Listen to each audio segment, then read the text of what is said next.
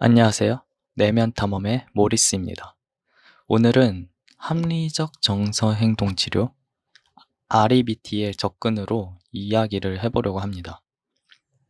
요즘 상담사나 정신과 의사를 찾아가면 주로 활용되는 인지행동 접근 치료 방법으로 사용되고 있습니다. 그만큼 효과적이라고도 볼 수 있는데 구체적 원리에 대해서 이해해보고 우리가 어떻게 활용할 수 있을지 이야기를 해보겠습니다. REBT에서는 생각, 느낌, 행동이 지속적으로 상호작용하고 서로에게 영향을 미친다고 가정을 합니다. 그리고 우리가 느끼는 불안, 우울, 상처, 수치심, 분노, 죄책감은 주로 어린 시절에 무비판적으로 수용되었던 비합리적 생각에 기반한 신념체계에 의해 시작되고 지속된다고 말이죠.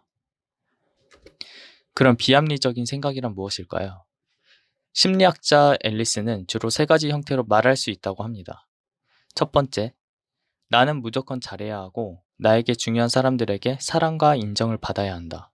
그렇지 않으면 나는 부적절하고 무가치한 사람이다. 이 생각은 불안, 우울, 절망, 무가치함과 같은 감정에 빠지도록 합니다. 두 번째, 나와 관계를 맺는 사람들은 늘 모든 상황에서 나를 사려있고 공정하며 친절히 대해줘야만 한다. 그렇지 않으면 그 사람들이 형편없고 나쁘고 무가치하다는 것을 의미하고 미래에도 날 나쁘게 대할 것이기 때문에 벌을 받아 마땅하다. 이 생각은 분노, 복수심 등의 감정을 유발할 가능성이 높습니다. 세 번째, 내가 생활하고 있는 환경이나 조건은 언제나 나에게 긍정적이고 안전하고 어려운 일이 없어야 하고 즐거워야 한다. 그렇지 않다면 나는 견딜 수 없을 것이며 살 가치가 없을 것이다. 이 생각은 좌절, 조급함, 분노, 우울과 같은 감정을 유발할 수 있습니다. 구체적 예시를 들어보죠. 만약 당신이 면접을 보았는데 불합격을 합니다. 그리고 우울함을 느낍니다. 슬프기도 하고 속상하기도 하겠죠. 이때 REBT에서는 면접을 떨어졌다는 사실이 우울함을 유발하는 것이 아니라 나는 면접을 붙어야만 하고 면접에 떨어졌다는 건 내가 실패자라는 생각과 믿음 때문이라는 것이죠. 이런 생각과 신념으로 인지 왜곡이 일어나 나를 괴롭히기도 합니다.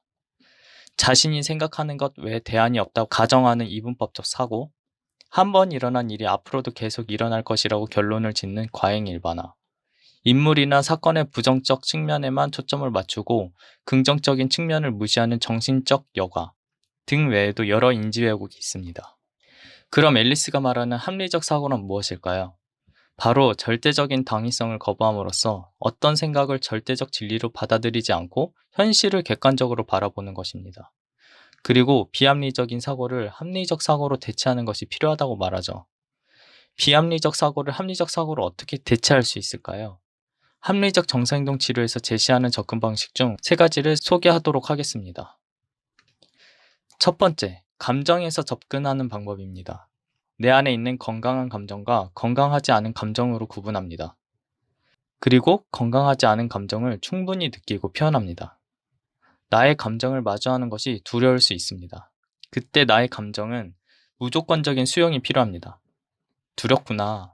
많이 화났어? 우울해? 나에게 올라오는 감정들을 보살핌으로써 안전함을 느낄 수 있도록 합니다. 그리고 그 과정에서 내가 가지고 있는 비합리적인 생각을 탐색해 봅니다. 비합리적인 생각의 형태는 주로 당위성에 근거합니다. 해야만 한다, 반드시, 늘, 언제나와 같은 단어들이 포함되어 있습니다. 두 번째, 인지적 접근입니다.